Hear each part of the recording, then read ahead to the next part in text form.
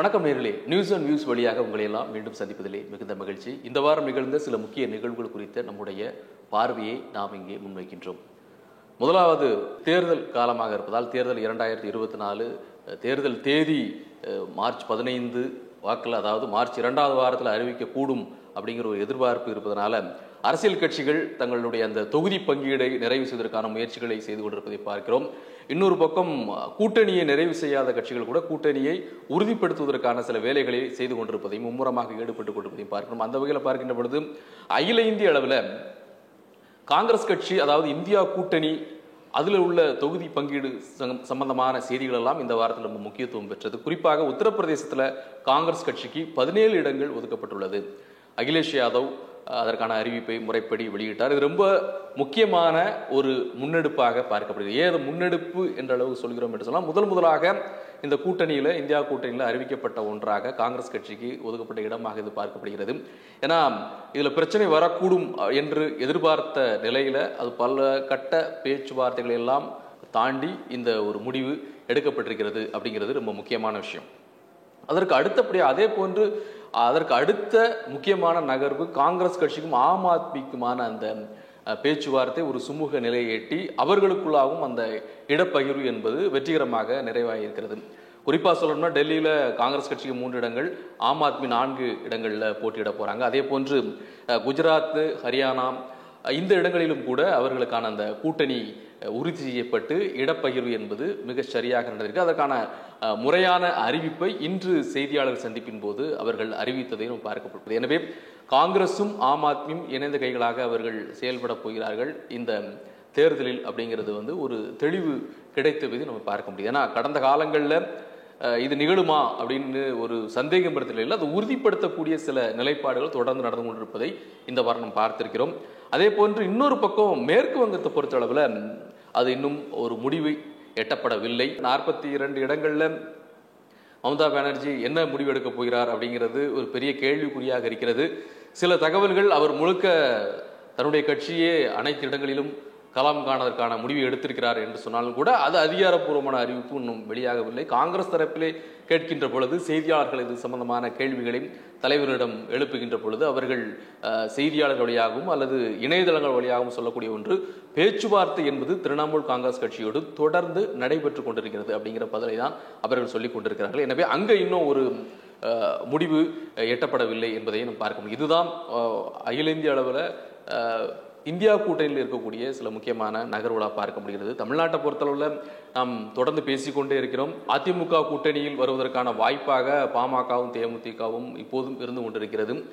இன்னொரு புறம் பாமகவில் இருக்கக்கூடிய நிர்வாகிகளுடைய ஒரு தரப்பு நாம் தனித்து களம் காணலாம் என்ற ஒரு யோசனை அங்கு முன்வைக்கப்பட்டிருக்கிறதாக சொல்கிறார்கள். அது எந்த அளவிற்கு உண்மைன்னு தெரியல. தேமுதிகவும் ஒரு உறுதியான முடிவு எடுக்கவில்லை. இன்று அந்த கட்சியின் பேசிய நிர்வாகி ஒருவர், நாங்கள் எந்த கட்சியோடும் அதிகாரப்பூர்வமாகவோ அல்லது அதிகாரப்பூர்வமற்ற முறையிலோ எந்த கட்சியோடையும் பேச்சுவார்த்தையை நாங்கள் நடத்தவில்லை, பேச்சுவார்த்தை எங்களை யாரும் கூப்பிடவும் இல்லை அப்படிங்கிற விஷயத்தை அவர் தெளிவுபடுத்துறாரு. எனவே இந்தியா கூட்டணி அல்லது திமுக தலைமையிலான தமிழ்நாட்டில் இருக்கக்கூடிய கூட்டணிக்கு எதிராக இருக்கக்கூடியவர்கள் தரப்புல ஒரு கூட்டணி என்பது, அதாவது அதிமுக தலைமையிலான கூட்டணி என்பதோ அல்லது பாஜக முன்னெடுக்கிற கூட்டணி என்பதோ இதுவரை உறுதி செய்யப்படாத ஒரு நிலை இருப்பதை நம்ம பார்க்க முடிகிறது. அதே நேரத்தில் திமுக தலைமையிலான கூட்டணி என்பதற்கான அந்த அறிவிப்பு ஒரு சில நாட்களில் வெளியாகக்கூடிய ஒரு வாய்ப்பு இருக்கிறது. அதாவது எத்தனை இடங்கள், எந்தெந்த இடங்கள் என்பதற்கு பதிலாக எத்தனை இடங்கள்ல கட்சிகள், திமுக எத்தனை இடங்கள், காங்கிரஸ் எத்தனை இடங்கள் போட்டியிடப் போகிறது. எனவே இந்த இடங்கள்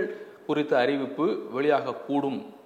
காங்கிரஸ் கூட சில சமரசத்திற்கு வந்திருக்கிறது. இரட்டை இலக்கத்தில் இருந்து அவர்கள் கொஞ்சம் 1-2 இடங்கள் குறைவதற்கு கூட சம்மதித்திருக்கிறார்கள் என்ற தகவல்கள் எல்லாம் வந்து கொண்டிருக்கிறது. எந்த அளவுக்கு உண்மை தெரியல, அது ஓரிரு நாட்கள் தெரியக்கூடும் அப்படிங்கிறதா லேட்டஸ்ட் தகவலாக இருக்குது.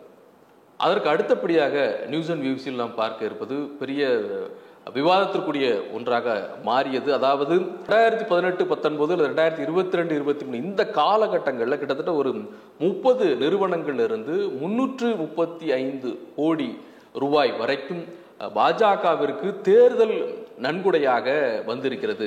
அதாவது ஒரு சட்டவிரோத அடிப்படையில் இது நிகழ்ந்திருக்கிறது. சட்டவிரோதமாக அங்கு நன்கொடை பெறப்பட்டிருக்கிறது இந்த 30 நிறுவனங்கள் அப்படிங்கிற ஒரு குற்றச்சாட்டு முன்வைக்கப்பட்டிருக்கிறது.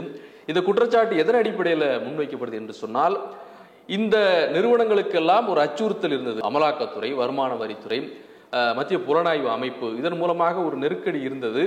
இந்த நன்கொடை பாஜகவிற்கு அளிக்கப்பட்ட பிறகு அத்தகைய அச்சுறுத்தலை அந்த நிறுவனங்கள் பெறவில்லை என்ற ஒன்றை பதிவு செய்திருக்கிறார்கள்.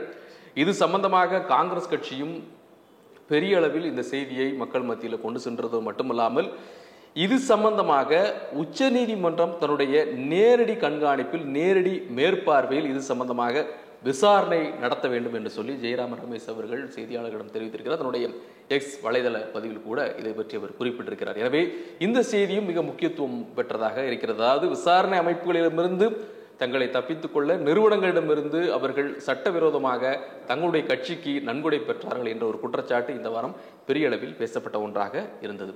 அதை தாண்டி நீதிமன்ற தரப்புல, அதாவது பாஜகவிற்கு ஒரு சமட்டியடி கொடுக்கின்ற அளவில் கூட வந்த தீர்ப்பு பெரிய அளவில் இந்த வாதம் தொடர்ந்து இந்த வாரத்தில் விவாத பொருளாக இருந்து கொண்டே இருக்கிறது. இப்போதும் பேசிக் கொண்டிருக்கிறார்கள் என்று சொன்னால், அந்த சண்டிகருடைய அந்த மேயர் தேர்தலில் நடைபெற்ற அந்த முறைகேடு என்று சொன்னால், தேர்தலை நடத்தக்கூடிய அதிகாரி பாஜகவிற்கு சாதகமாக எப்படி செயல்பட்டார், ஆம் ஆத்மி அல்லது அந்த ஆம் ஆத்மி காங்கிரஸ் அந்த கூட்டணியில் இடம்பெற்றிருக்கக்கூடியவர்கள் வாக்களித்த அந்த 8 வாக்குகளை அவர் தானாக திருத்தி அதை எப்படி செல்லாத வாக்காக மாற்றினார், அது கூடிய அந்த காட்சிகள் எல்லாம் உச்சநீதிமன்றத்தில் ஒளிபரப்பு செய்யப்பட்டு நேரடி விசாரணை, தேர்தல் நடத்திய அந்த அதிகாரியை நேரடியாக உச்சநீதிமன்றம் விசாரணை செய்து தன்னுடைய அதிகாரத்தை பயன்படுத்தி 142 என்று சொல்லக்கூடிய அந்த அதிகாரத்தை எல்லாம் உச்சநீதிமன்றம் பயன்படுத்தி வரலாற்றில் முதல் முறையாக இது போன்ற நிகழ்வுகள் உச்சநீதிமன்றத்தில் நிகழ்ந்ததை நாம் பார்க்க முடிந்தது.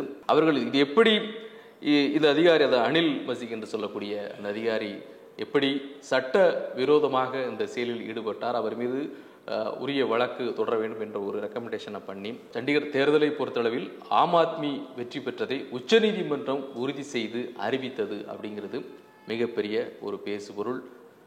அதை தாண்டி இது இன்னொரு விஷயம், இதுவும் நீதிமன்றத்திற்கு போன ஒன்று தான். ஆனால் இது கொஞ்சம் வித்தியாசமானது. என்னன்னா, கொல்கத்தாவில் இருக்கக்கூடிய சிலிகுரி உயிரியல் பூங்கா இருக்குது. இந்த இதில் இருக்கக்கூடிய 2 சிங்கங்கள், அதாவது ஒரு 6 வயதில் ஒரு சிங்கம், 7 வயதில் ஒரு சிங்கம். 6 வயது சிங்கத்திற்கு பேர் சீதா, 7 வயது இருக்கக்கூடிய சிங்கத்துக்கு பேர் அக்பர் அப்படின்னு பேர் வச்சதற்கு எதிர்ப்பு தெரிவித்து, சீதாங்கிறது ஒரு கதாபாத்திரங்க, ஒரு இதிகாசத்தில் உள்ள கதாபாத்திரத்தினுடைய பெயர். அக்பருங்கிறது முகலாய பேரரசர். இது எப்படி ஒரே இடத்தில் இருக்கக்கூடிய அடைத்து வைக்கப்பட்டிருக்கக்கூடிய இந்த 2 சிங்கங்களுக்கு இப்படி பேர் வைக்கக்கூடாது பிஹெச்பி இதற்கு எதிராக மனு தாக்கல் செய்து அது விசாரணைக்கு வந்து அது சம்பந்தமாக நீதிமன்றம் சில கருத்துக்களை முன்வைத்ததும் பெரிய அளவில் அந்த சீதா அக்பர் சிங்கம் இதெல்லாம் பார்த்தீங்கன்னா இணையதளங்களில் மிகப்பெரிய அளவில் ஒரு விவாதத்தை ஏற்படுத்தியது. ஒரு வகையாக பார்த்தீங்கன்னா ஒரு வழியாக ஏன் இந்த மாதிரியான பேர்களை வைக்கின்றீர்கள் அப்படின்னு சொல்லி கொல்கத்தா இருக்கக்கூடிய உயர்நீதிமன்றம் கேள்வி எழுப்புகிறது. ஒரு அரசு அப்படின்னு சொன்னால் அரசுக்கு எந்த மதமும் சார்பு கிடையாது. அரசு என்றாலே அது ஒரு மதச்சார்பற்ற அரசு அப்படிங்கிறத அரசியலமைப்பு சட்டம் சொல்லி இருக்கக்கூடிய ஒன்று.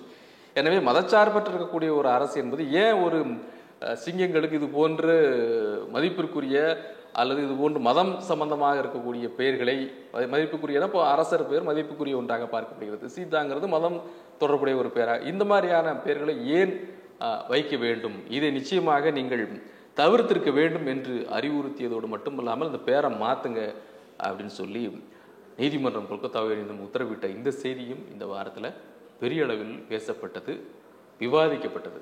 நிறைவாக விவசாயிகள் போராட்டம் குறித்து நம்ம தொடர்ந்து பேசிக்கொண்டே இருக்கிறோம். விவசாயிகள் போராட்டம் குறித்து குறிப்பாக இந்த போராட்டத்தில் 21 வயது மதிக்கத்தக்க விவசாயி ஒருவர் பலியானதற்கு பிறகு ஒரு 2 நாட்கள் அந்த போராட்டம் தற்காலிகமாக நிறுத்தி வைக்கப்பட்டு, அந்த போராட்டம் பேரணி நிறுத்தி வைக்கப்பட்டாலும் கூட தர்ணா போராட்டம் என்பது தொடர்ந்து கொண்டுதான் இருந்தது. தொடர்ந்து மறுபடியும் பேச்சுவார்த்தைகள் அடுத்த பேச்சுவார்த்தைக்கு அரசு அழைப்பு விடுப்பதும், இங்கு இவர்கள் தரப்பில் விவசாயிகள் தரப்பிலிருந்து தங்கள் கோரிக்கைகள் கூட அவர்கள் நிறைவேற்றுவதற்கு தயாராக இல்லாத சூழ்நிலையில் எப்படி இந்த பேச்சுவார்த்தையை நடத்துவது என்று எதிர்த்தரப்பிலிருந்து கேள்வி எழுப்பிக் கொள்வதும் தொடர்ந்து நடந்து கொண்டே இருக்கிறது.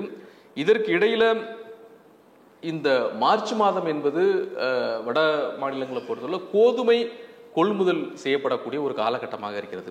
எனவே இந்த போராட்டத்தின் மூலமாக அந்த கோதுமை கொள்முதலில் காலதாமதம் ஏற்படக்கூடுமா என்பது குறித்து கூட மத்திய உணவுத்துறை செயலரிடம் இது குறித்து கேள்வியினை செய்தியாளர்கள் எழுப்புகின்ற பொழுது அவர் நிச்சயமாக இந்த அடுத்தடுத்து நடைபெற இருக்கக்கூடிய பேச்சுவார்த்தையில் ஒரு சுமூகமான நிலை எட்ட முடியும் அப்படிங்கிற நம்பிக்கை இருக்கிறது. அதனால அந்த பேச்சுவார்த்தை சுமூகமாக நடைபெறுவதன் மூலமாக இந்த கோதுமை கொள்முதலில் காலதாமதம் நிச்சயமாக ஏற்படாது. மார்ச் மாதம் முதல் வாரத்தில் நிச்சயமாக அது தொடங்கும் அப்படிங்கிற ஒரு நம்பிக்கை தெரிவித்திருக்கிறார். எனவே இந்த பிரச்சனைகள் நாம் முன்பு பேசியது போல விரைவில் முடிவுக்கு வருவது ஆட்சியாளர்களுக்கும் நிச்சயமாக நல்லது. ஏன்னா இது தேர்தல் காலமாக இருக்கனால நிச்சயமாக இது ஒரு சுமூக நிலை எட்ட வேண்டும் என்பதுதான் நம்முடைய விருப்பமாகவும் இருக்கிறது.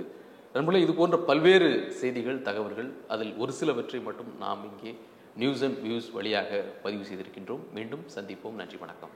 இந்த வீடியோ உங்களுக்கு பிடிச்சிருந்தா லைக் பண்ணுங்க, ஷேர் பண்ணுங்க, கமெண்ட் பண்ணுங்க. மறக்காம OH தமிழ் சேனலுக்கு சப்ஸ்கிரைப் பண்ணுங்க.